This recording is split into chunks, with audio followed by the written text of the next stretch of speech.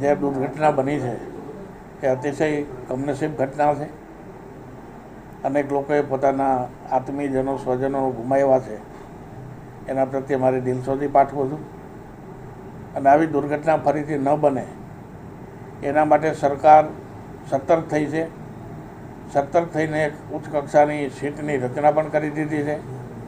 અને મારી દ્રષ્ટિએ આજે સીટ જે પ્રકારે કાર્યવાહી કરી રહી છે, જે પ્રકારે એક્શન લઈ રહી છે, એ યોગ્ય દિશામાં છે. અને આવતા દિવસોમાં જે કોઈ એમાં આવશે એને સરકાર પણ છોડશે નહીં એવા મક્કમ નિર્ધાર સાથે આ સીટની રચના થઈ છે ને સીટ એ રીતે કામ કરી રહી છે.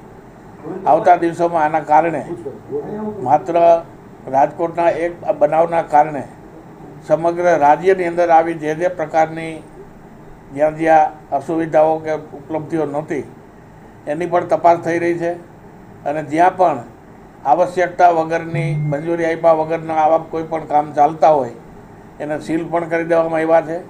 અને અનેક જગ્યાએ ફાયર એનઓસી અને બાકીના સાધનોની જે વ્યવસ્થા નથી એમને પણ નોટિસો આપીને કાર્યવાહી શરૂ થઈ ગઈ છે. અને મને લાગે છે કે સરકાર સક્રિયતાથી અને યોગ્ય દિશામાં આગળ વધી રહી છે.